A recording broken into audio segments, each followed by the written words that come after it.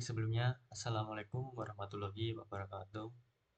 Saya Hanif Rifan Asidik dengan NIM 23122990.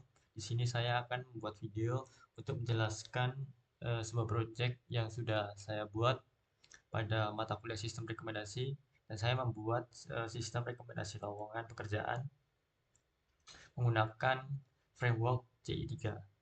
Pertama-tama di sini saya akan menjelaskan dari mana data yang saya dapat itu dari mana.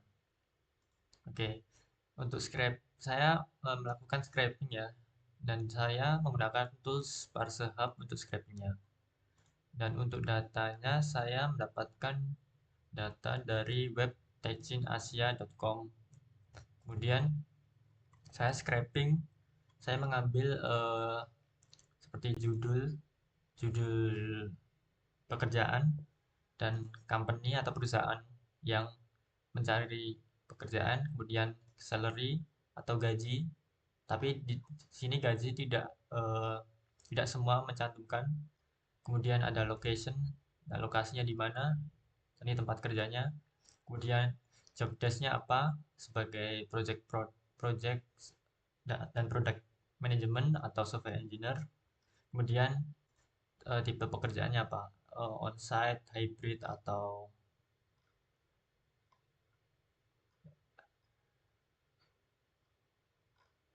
ya biasanya itu sih, hybrid, on-site, atau remote. Lalu kemudian nah di sini sudah ada preview data yang kemungkinan ada yang bisa diambil ya. Seperti job title-nya apa, company-nya mana, terus company URL-nya, lokasinya di mana, job desk, job type-nya, sama salary atau gajinya.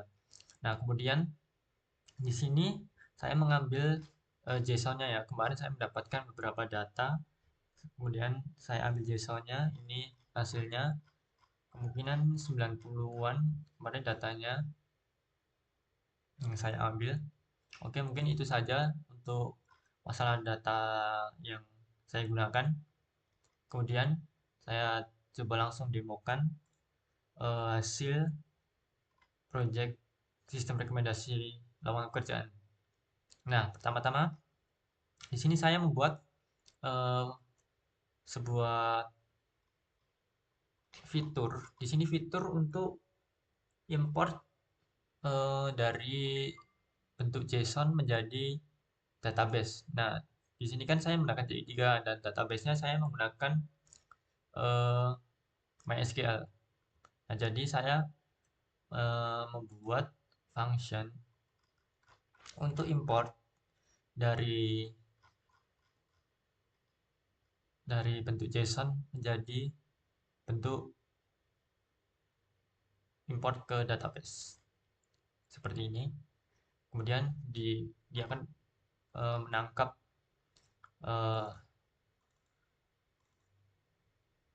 variabel-variabel apa saja yang ada di JSON-nya, seperti title, company. Kemudian langsung diinsert ke modelnya, di insert jobnya di sini, langsung di insert ke tabel jobs. Oke, kemudian untuk fungsi utamanya, nah saya juga membuat di sini untuk melihat semua lowongan yang sudah saya insert. Jumlahnya ada 63 lowongan yang sudah saya coba insert ya. Kemudian nah di sini jadi kita buat sistem rekomendasi lowongan pekerjaan ini dengan parameternya yang dicari itu adalah eh, job desk-nya apa yang mau dicari. Misalnya mau cari lowongan pekerjaan yang merekrut web developer atau data scientist, Python, atau UI UX designer. Jadi kita menggunakan query job desk ya. Nah, untuk lokasi dan tipe pekerjaan ini jadi opsional. Jadi bisa diisi, bisa tidak. Jadi untuk lokasi ini nanti bakal cuma me-query dari database saja. Jadi mengquery yang lokasinya misal di Jakarta aja, dan kemudian mengquery yang tipe pekerjaannya onsite saja atau remote saja gitu. Mungkin itu saja. Oke, bisa langsung saya coba di sini developer saya. Misal lokasinya di Jakarta, kemudian tipenya onsite. Kita langsung search. Nah, ada 12 lowongan ditemukan. Nah, di sini ya, di sini hasilnya ada yang sama, ada yang berbeda. Padahal sama-sama menggunakan menggunakan kata developer. Kenapa? Nah, ini salah satu implementasi dari TF-IDF-nya. Jadi, semakin misal di sini ada back end. Nah, back end ini semakin jarang muncul di semua lowongan ini. Maka bakal semakin tinggi nilainya. Oke, mungkin itu saja untuk demo dari sistem referensi kami. Kemudian saya akan coba jelaskan ke teknisnya. Oke, kita langsung coba. Nah, saya langsung menjelaskan di bagian di mana dia langsung mencari bagian pekerjaannya. Nah, di sini seperti yang saya jelaskan tadi, di sini cuma untuk validasi saja apakah lokasi dan tipe pekerjaan itu diisi. Kalau tidak ya berarti dikosongkan. Kalau diisi ya diisi dengan sesuai yang user isi. Kemudian dia akan menjalankan model yang ada di job model, yaitu function search job. Nah, di sini search job. Nah, di sini lagi kalau parameter lokasi sama tipe pekerjaan tadi diisi, maka dia akan mengquery ke database yang lokasinya itu seperti yang user isi. Misal Jakarta, berarti dia mencari hanya lokasi yang ada di Jakarta saja. Kemudian sama dengan tipe pekerjaan juga sama. Nah, kemudian di sini saya menyimpan eh, semua job saya ambil dari database, saya simpan ke variable job ini. Kemudian saya lakukan yang pertama itu saya melakukan preprocessing teks untuk query ya. Untuk query itu maksudnya ini dikirim dari controller dari sini ya. Kemudian saya query di sini saya preprocessing yaitu ada apa aja prosesnya ada di atas.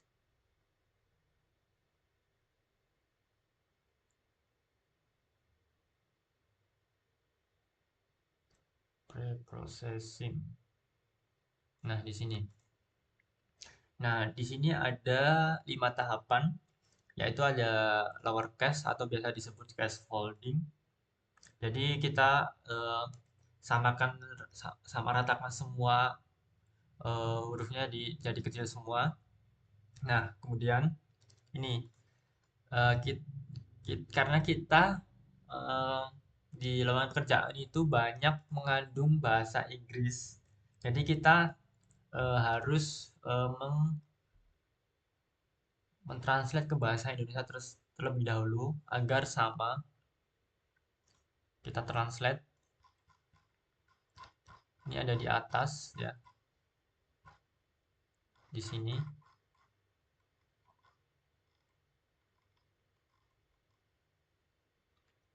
Nah, di sini kita translate.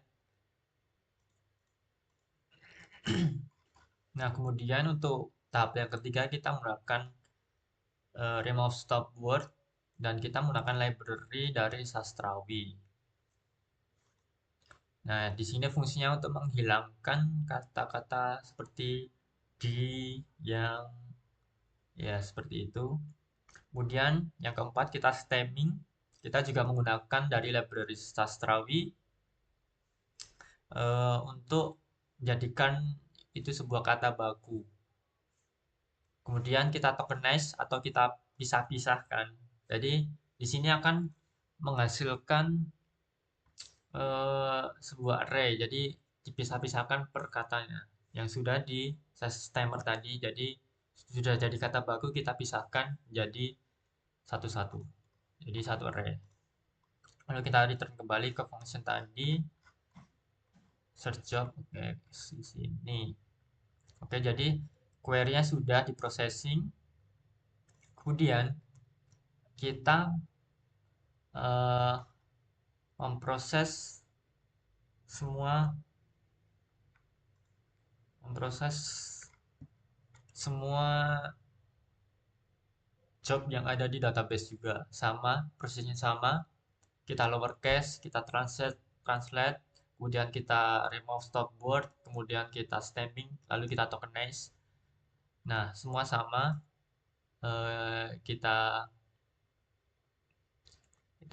preprocessing, kemudian kita hitung TF-IDF-nya di sini.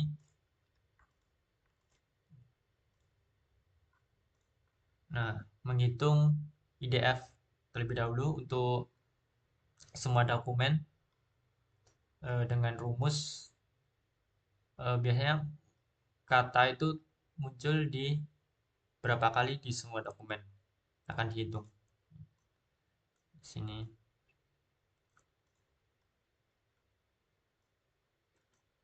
Oke, kemudian kita juga menghitung TF-IDF-nya dari query tadi dan IDF-nya yang sudah dihitung. Nah, untuk sebuah dokumen berapa nilainya? Kita kalikan TF value dan IDF value-nya. Oke. Nah, sekarang kita menghitung eh, skor similarity. Kita jadi pakai metode Quotient similarity untuk menghitung kemiripannya. Nah, jadi di sini saya cuma menampilkan kemiripan yang di atas 0% ya. Jadi ketika 0, saya tidak akan tampilkan agar menghemat halaman saja di webnya.